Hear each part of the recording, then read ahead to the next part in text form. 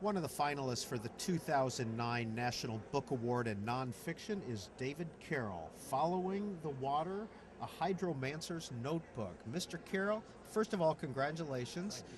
What is a hydromancer? Well, a hydromancer, you don't find it in every dictionary, but the first definition you'll get is one who divines things through observations of water. And it has a connotation of being a prophet. I am not. But it also says one who comes to obscure knowledges through other than human means.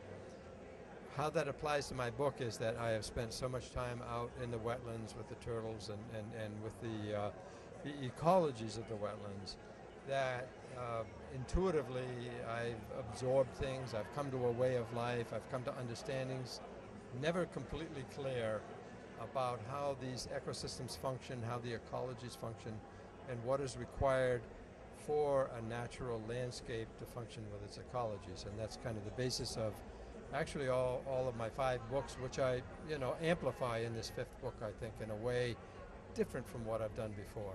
Well, in this book, Follow the Water, what is the water that you're following? The water that I follow is literally the water from the very first opening of the ice. I live in New Hampshire, and for the last 40 years anyway. That's where my focus has been. So as soon as the water begins to open up, the ice begins to melt, I'm out there and the turtles begin to emerge from hibernation. And then the water opens up wider and wider wetlands. And through the year, I follow the water from a vernal pool to a seasonal stream to a marsh, a swamp. And then in the summer, many of these areas become dry. The water dries up. The water comes back in the fall. So I follow the water and I follow its life and its ecology. And it's so beautiful. How did you get interested in this? It all happened. My book just previous to this was Self-Portrait with Turtles. As an 8-year-old, through family circumstances, I was transferred from a completely urbanized area in central Pennsylvania to an area of southeastern Connecticut, which has now been completely developed, but at the time had these ponds and swamps and marshes. And at the age of 8, I wandered out on my own, slipped away from my mother's watchful eye. I'm not sure how that happened. And all of a sudden, I could see these trees in the distance, and they beckoned. They beckoned to me. But then I found this brook and a little backwater marsh, and I was absolutely enthralled with what I saw, with the dragonflies, the frogs, the birds, the whole natural world. And I had never known anything but the human-centered, human life and death world before that. And I thought I needed something more than that. And when I saw this, it began to open up that new pathway for me. And then all of a sudden, in a little space in this weedy wetland backwater, I saw this incredible spotted turtle appear. And as an 8-year-old kid out there alone with this truly rapturous moment, I went in, shoes and all, picked up the turtle, looked at it, and honestly from that moment on, I had to follow the turtle, follow the water, follow the seasons. What did you study in college, and when did you start writing about your experiences? Well, that's interesting because right up until my senior year in high school, I was so blessed with wonderful teachers who fostered me because of my interest in natural history and in science. But then there were others who fostered me. They said, you really write quite well. My artistic talent was brought to the fore.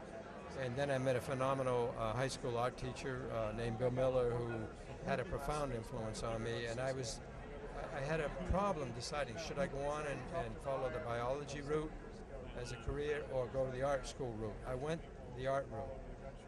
But I always wanted to return to a more scientific approach also, along with my other approaches to the wetlands. And as the years evolved, that's what I did. I went to the Museum School of Fine Arts in Boston, Tufts University, taught high school art for a while, moved to New Hampshire, always looking for that swamp that was wild and free and where I could just follow the water. A book with the word hydromancer in the title is not generally thought of as maybe a widely read title. Yeah, I thought it was. I was trying to be nice. I thought it was the fastest route to a bestseller, but then no, I began to. And actually, my original title that I wanted to have was A Hydromancer's Notebook. But then I understand what you're saying, and that dawned on me, and with some editorial help. I love editors. I hate editors, I love editors. But I mostly love them. I really felt that if I did Following the Water, that's esoteric enough. And then my subtitle or whatever is A Hydromancer's Notebook. But I really wanted that to be part of it, because in this book, I took a departure from my previous four in that I didn't build in as much of the natural history, scientific kind of hardcore kind of information. I always had done that in my previous books, explaining wetlands and so forth, but always with a mix of some, let's say, more poetic, creative writing. But with this book, which really was in my mind for more than 15 years before I wrote it, I had drafts to work with that went back at least 15 years. I wanted to let myself get a little bit more in the Hydromancer direction. In other words, these are kinds of thoughts and intimations that occur to me while I'm out there. You know, beyond just saying, well, the reason this turtle lives here at this time of year is so forth, and the reason wetlands are important is this and that. I wanted to get into just the fact that it's part of this incredible earth that we live with. It's part of this incredible web of life that I stumbled into as really a little boy, and have never been able to leave, and have seen becoming more and more besieged. And I just wanted to try to express the joys and the things that I found there. And I feel I've already covered a lot of the natural history base, but just my personal reactions to it. And then also my sorrows, as I see, of course, so many disappearing. And the central message of a lot of the talks that I give and so forth is that even where we have conservation, which I value and understand, people make a lot of sacrifices, but they end up turning it into a human theme park or human playground. Now, I make it very clear that I am all in favor of the Trust for Public Lands. I love Central Park. I love places where people can go, but I also feel there must be some places where we just back off, leave them alone to those millions of years of coevolution. Some commentators have compared your book to Rachel Carson's Silent Spring. What do you think about that? I'm very flattered. I am intensely flattered, and in fact, this award is such an honor, obviously, for me personally, and I'm very pleased that it reflects on the publisher, Houghton Mifflin Harcourt.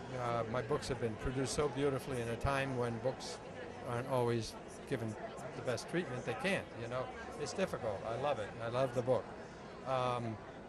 But in recent years, I mean, I've been compared with that and even with Thoreau and Lauren Isley, and that's pretty heady stuff.